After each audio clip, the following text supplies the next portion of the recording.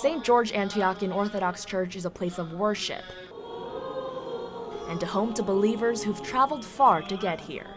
Within the church nestled in the city of Cicero, immigrants from Iraq come together with asylees from Syria under the care of a head priest from the West Bank. President Trump's January executive order would have prioritized Christian refugees who are facing religious persecution the way many of these parishioners did. But head priest Nicholas Dowdall denounced the mention of priority. I don't want to have favors as a Christian. I'm not looking for favors. Open Doors, a nonprofit that monitors levels of Christian persecution, classifies the condition in countries like Syria, Iran, and Iraq as extreme. While persecution in the Middle East is certainly not limited to Christians, worldwide persecution of Christians has risen for the fourth year in a row, according to Open Doors.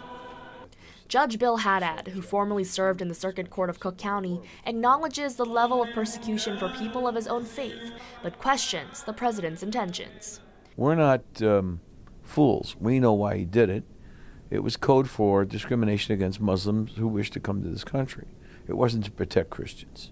After critics called the Christian privilege unconstitutional, the president revoked the original executive order, releasing a revised version without any provision prioritizing one group over another. Now, many Christians across America may wonder what's next for fellow believers around the world who are being persecuted.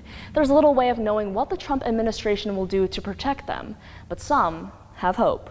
Christian Freedom International is an organization dedicated to helping persecuted Christians. President Jim Jacobson says the first executive order was a sign that President Trump is siding with persecuted Christians. The original executive order gave hope to people who had not had hope for a long time. We're very confident that President Trump will continue to do the right thing and do more for persecuted Christians over these next 4 years. So we're very optimistic and very hopeful.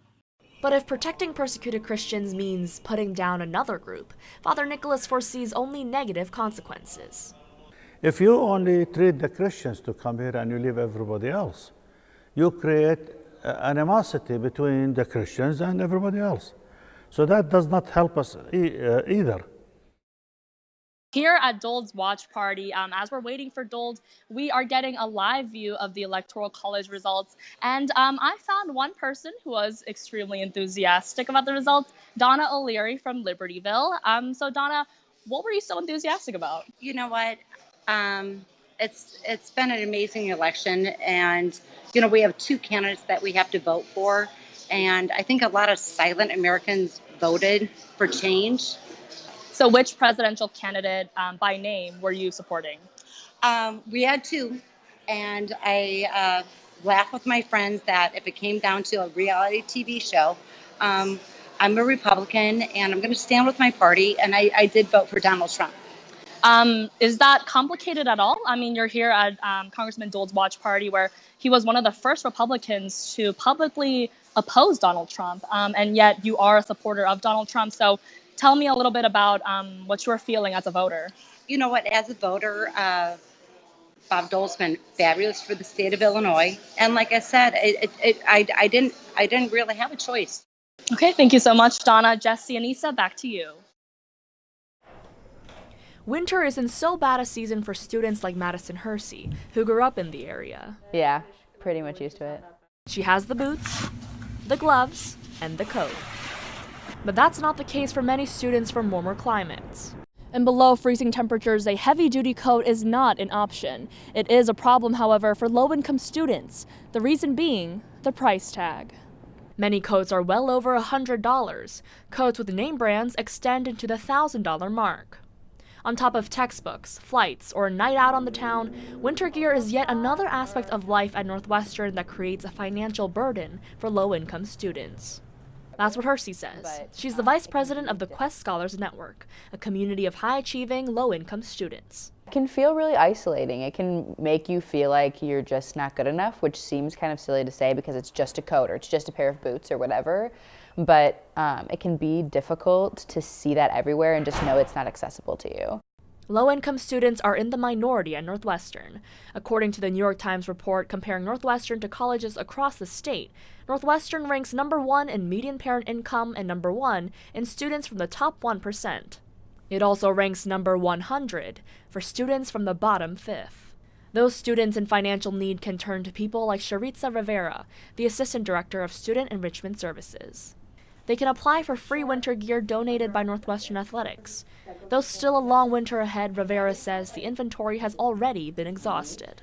Everything that we have here is already checked out, so we gave out 60 coats this year and we have a 30-person wait list. Those who came early were lucky. It's a huge impact. I mean, we had students who are like layering on sweaters and hoodies because they just weren't prepared. And their reactions, priceless. They're usually really, really happy when they get their coat. From boho chic to pretty and preppy, Unity displayed it all. Unity celebrated its 10th annual charity fashion show at the Hilton Hotel Sunday night. The student group didn't just revel in its history, it also posed the question, what comes next, as its theme. Student models answered by donning outfits with bold lines and eye-popping colors, the trends predicted at Fashion Week. Look in the camera and show me your best model face. Model face? I don't know, that's like horrible. Delete it, please. Delete. Models like Shin let their personality shine by adding some flair in their performance and showcasing their own style.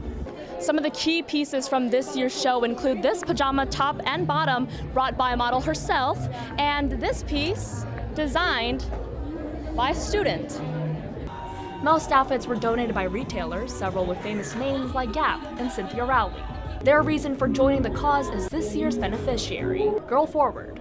This Chicago-based organization is a community for refugee girls that provides mentors, friends, and safe spaces.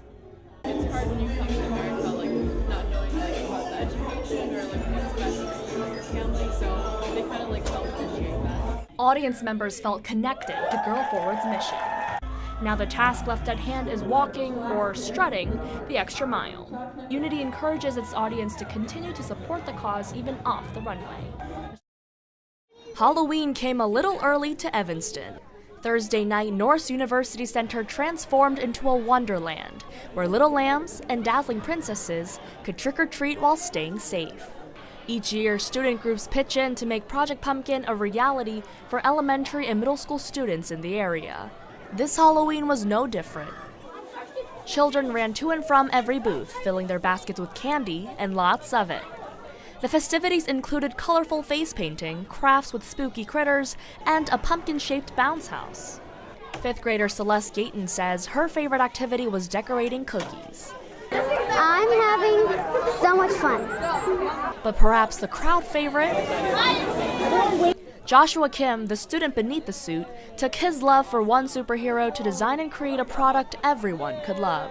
I've been walking around with the Iron Man suit on, taking a lot of pictures with kids. I'm just interacting with them, kids and families.